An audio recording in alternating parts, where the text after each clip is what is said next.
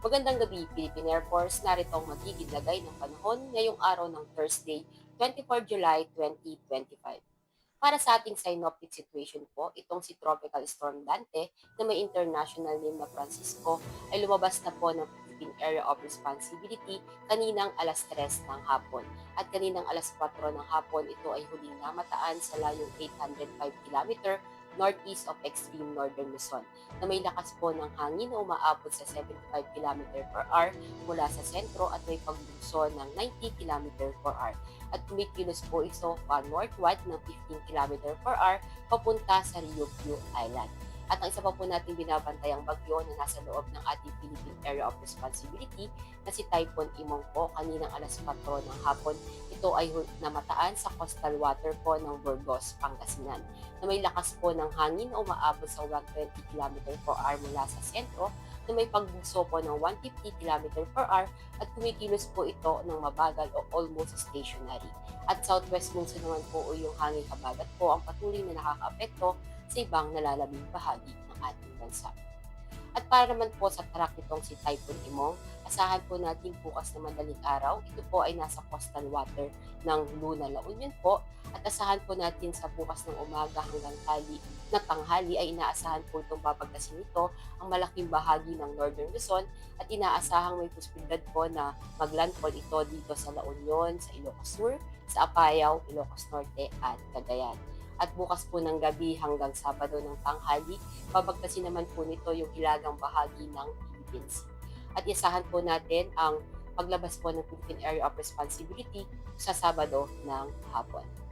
At dahil nga po sa Typhoon Imong, tinaas na po ang tropical cyclone wind signal number 4 dito sa southwestern portion ng Ilocos Sur, northwestern portion po ng La Union, and extreme northwestern portion ng Pangasinan.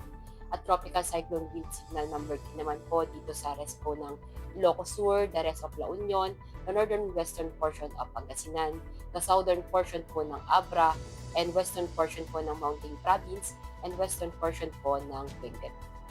At tropical cyclone wind signal number 2 naman po dito sa Ilocos Norte and rest of Pangasinan po, ayan, Abra and Apayao po, Kalinga, and the rest of Mountain Province, Ifugao, at iba pong nalalabing bahagi ng Benguet, Mabuyan Island, and northern and western portion po ng mainland ng Cagayan, dito na rin po sa western portion ng Nueva Vizcaya, and northern portion of Zambales.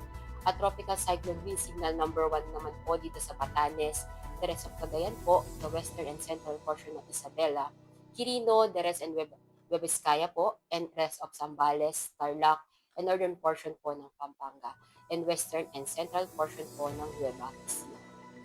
At para naman po sa magiging lagay ng panahon para bukas, dahil pa rin po sa Typhoon Imong, asahan po natin ng stormy weather dito sa Ilocos Region, Cordillera Luzon Region, Batanes at Cagayan.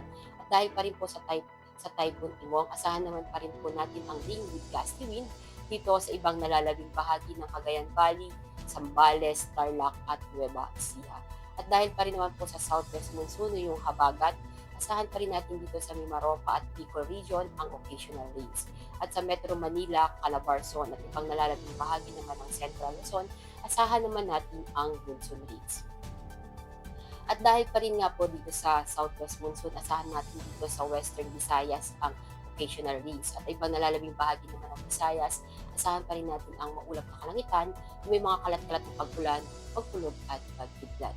At sa Mindanao naman, asahan naman natin ang bahagyang maulap hanggang maulap na kalangitan, may mga pulupulong pag-ulan, pagkulog at pagkidlat. At para naman sa magiging lagay ng panahon sa mga susunod na araw dito sa Metro Manila, sa Cavite, at sa Lipa, asahan natin hanggang Sabado ang occasional rains pa rin at pagsapit ng Linggo hanggang Lunes, asahan naman natin ang maulap na kalangitan, may mga kalat-kalat na pag-ulan, pagkulog at pagkidlat. At dito sa Angeles, asahan natin hanggang Lunes ang occasional rains. At sa Puerto Princesa at Kalayaan Island, asahan pa rin natin hanggang Lunes ang maulap na kalangitan na may mga kalat-kalat na pag-ulan, pagkulog at pagkidlat. Ang sa Lapu-Lapu, Davao, at sa Buanga, asahan pa rin natin hanggang Lunes ang bahagyang maulap hanggang maulap na kalangitan, may mga pulupulong pag-ulan, pagkulog at pagkidlat. Ang araw ay lulubog ng 1828 at sisikat bukas ng 0538.